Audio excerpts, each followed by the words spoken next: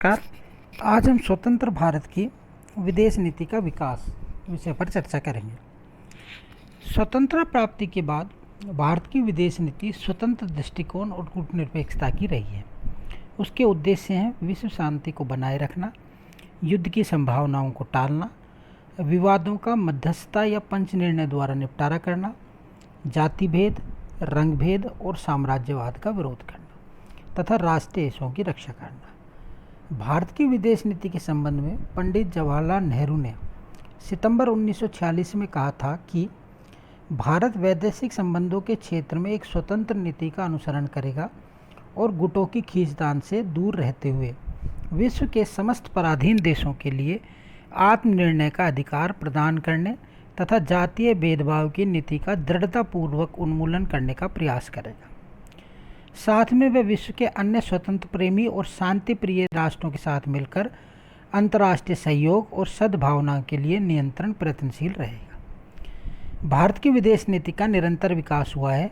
यह एक गतिहीन विदेश नीति न होकर गतिशील विदेश नीति है। जैसे जैसे भारत के राष्ट्रीय हितों में अंतर्राष्ट्रीय परिस्थितियों के परिप्रेक्ष्य में परिवर्तन आया है, विदेश नीति का स्वरूप भी बदलता गया है। नेहरू के समय भारत तटस्थता और गुट निरपेक्षता को अधिक महत्व देता था, तो श्रीमती इंदिरा गांधी के समय भारत ने सोवियत संघ से संधि करना उचित समझा। जनता शासन में असली गुट निरपेक्षता पर जोर दिया जाने लगा, तो राजीव गांधी ने श्रीलंका में भारतीय सेना को भेजकर विदेश नीति के नवीन आयाम प्रदान किए। पीवी नरसिंह राव ने नैतिकता तथा मूल्यों पर आधारित नीति पर अधिक बल न देकर आर्थिक पहलू पर अधिक ध्यान देने की चेष्टा की थी। स्वतंत्र भारत की विदेश नीति का विकास निम्नलिखित चरणों में विभाजित किया जा सकता है: नेहरू युग, शास्त्री युग, इंदिरा युग, जनता सरकार, राजीव गांधी युग, पीवी चंद्रशेखर युग, पीवी नरसिंह राव युग, वाजपेयी कालांश, देवगौड़ा, गुजराल, वाजपेयी, डॉक्टर मनमोहन सिंह और नरेंद्र मोदी काल। भारतीय विदेश नीति का मूल्यांकन। भारत की विदेश नीति प्रारंभ से ही आलोचना का शिकार रही है। इसके प्रशंसकों ने जहां इसके सैनिक और आर्थिक दृष्टि से कमज़ोर होते हुए भी अंतर्राष्ट्रीय क्षेत्र में भारत का गौरव और प्रतिष्ठा बढ़ाने वाले और राष्ट्रीय हितों को पूर्ण करने वाली बताया, वहीं इसके आलोचकों ने इसे निरा शांति का ढोंग रचने वाली बताकर उसे राष्ट्रीय हितों के प्रतिकूल चित्रित किया है। निम्नलिखित तर्कों के आधार पर हमारी विदेश नीति की आलोचना की जा सकती है। पहला, राष्ट्रीय हितों की रक्षा में असफल। एडी गोरवाल का कथन है कि विदेश नीति का लक्ष्य राष्ट्रीय हितों को सुरक्षित करना और बढ़ाना है। सबसे बड़ा हित राष्ट्र की अखंडता की रक्षा करना है। इसमें हमारी विदेश नीति विफल सिद्ध हुई है। हमारी विदेश नीति हमारे स्थायी और दूरगामी राष्ट्रीय हितों जैसे देश की सीमाओं की रक्षा करने में समर्थ सिद्ध नहीं हुई।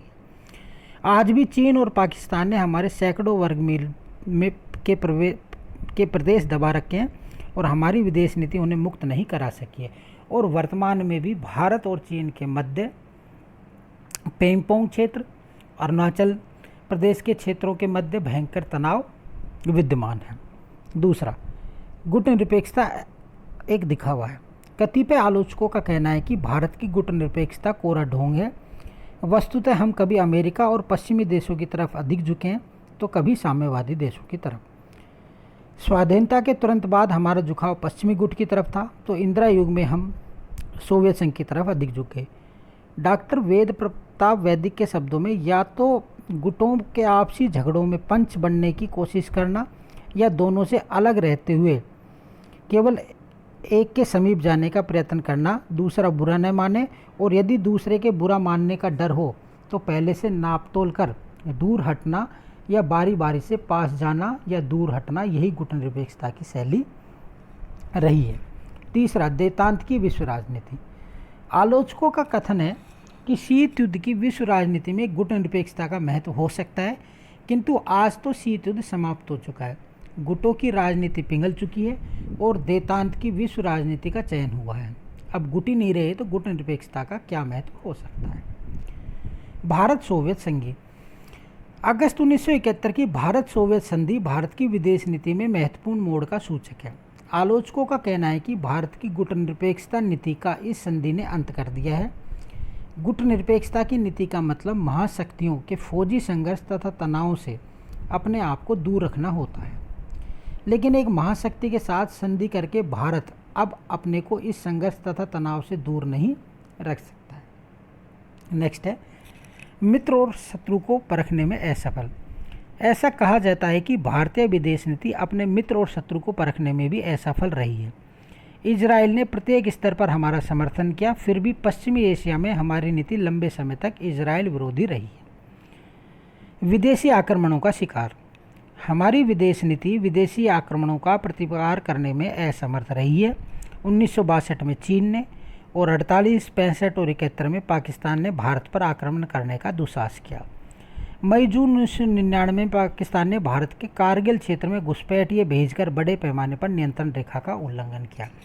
और आज वर्तमान की हम स्थिति देखें तो चीन द्वारा भारत और बेसिकली जम्मू कश्मीर, लद्दाख और अरुणाचल क्षेत्र में हमारे क्षेत्रों पर या भारतीय क्षेत्रों पर अपना आधिपत्य जताने का प्रयास किया जा रहा है और सीमा पर भारी तनाव विद्यमान है। 7वां, प्रवासी भारतीयों की उपेक्षा।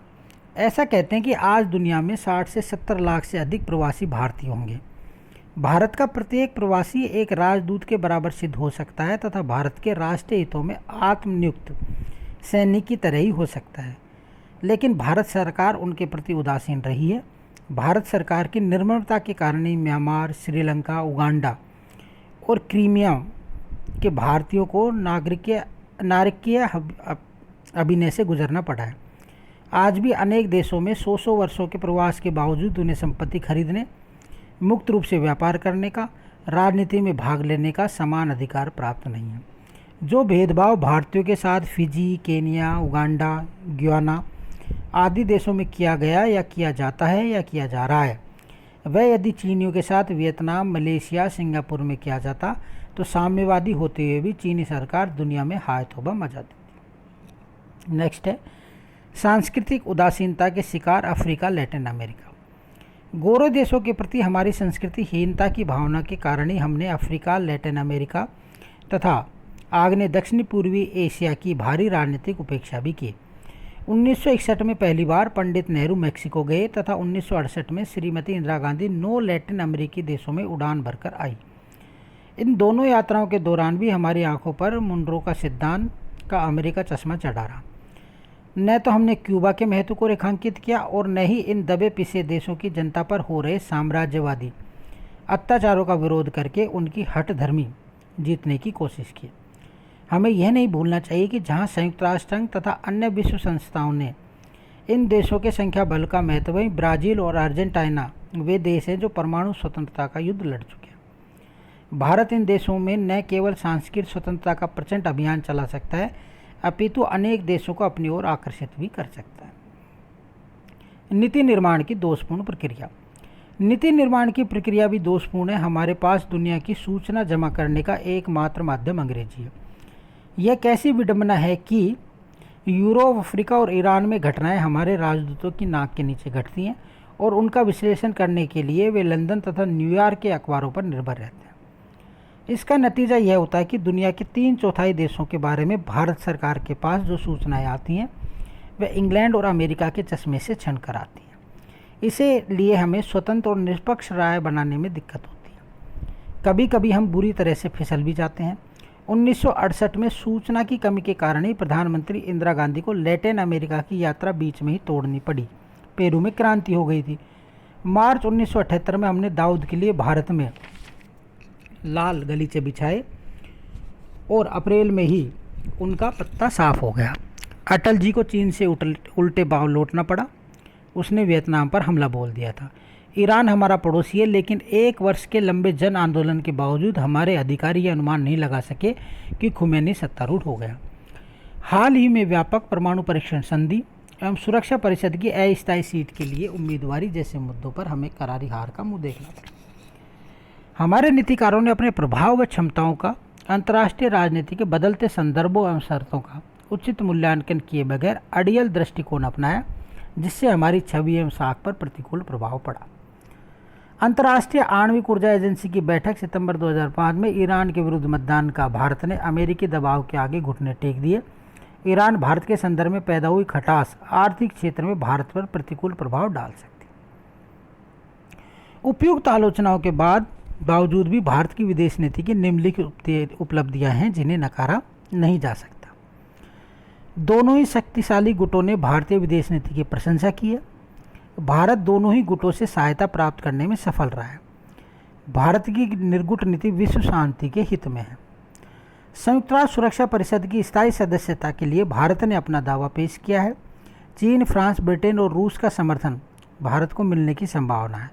भारत में वे समस्त क्षमताएं मौजूद हैं जो एक शिखर शक्ति में होनी चाहिए। संयुक्त राष्ट्र मानव अधिकार सम्मेलन जेनेवा में पहली बार पाकिस्तान के विरोध में भारत ने स्कोर किया।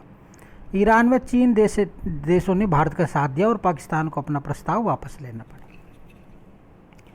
कारगिल क्षेत्र में पाकिस्तानी सेना समर्थित घुसपैठियों द्वारा भारतीय क्षेत्र में प्रवेश करने पर अमेरिका, ब्रिटेन, फ्रांस, G8 सहित अनेक देशों ने भारतीय दृष्टिकोण का समर्थन किया।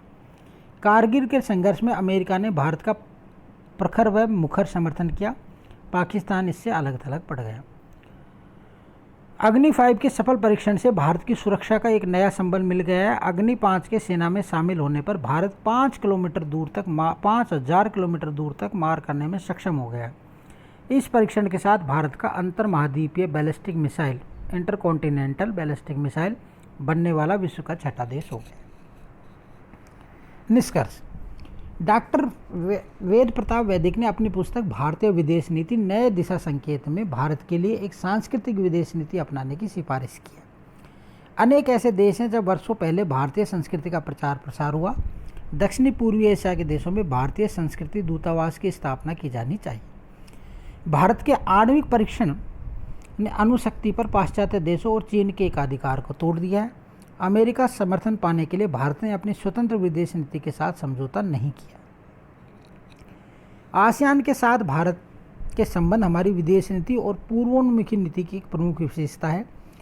यूरोपीय संघ भारत का सबसे बड़ा क्षेत्रीय व्यापार भागीदार है। नागरिक परमाणु सहयोग करार पर हस्ताक्षर से भारत में ऑस्ट्रेलियाई यूरेनियम की बिक्री में सहायता मिलेगी, जिससे हमारी बढ़ती बिजली की आवश्यकताओं के समाधान में सहायता मिलेगी। अमेरिकी वस्तुओं के मामले में भारत का दूसरा सबसे बड़ा व्यापार साझेदार बन गया है। 27 दिसंबर 1914 को प्रधानमंत्री मोदी ने महासभा के 69वें सत्र में वैश्विक संस्थानों के सुधार की तत्काल आवश्यकता पर जोर दिया। यह विदेश नीति का ही कमाल है कि एक और भारत के आर्थिक संबंध G8, G20, यूरोपियन संघ, आसियान तथा सार्क संगठनों के अतिरिक्त अमेरिका, रूस, चीन, जापान, दक्षिणी कोरिया जैसे देशों के साथ तेज गति से बढ़ रहे हैं। वहीं दूसरी ओर भारत विकासशील देशों का नेतृत्व करता हुआ दिखाई दे रहा है। Thank you.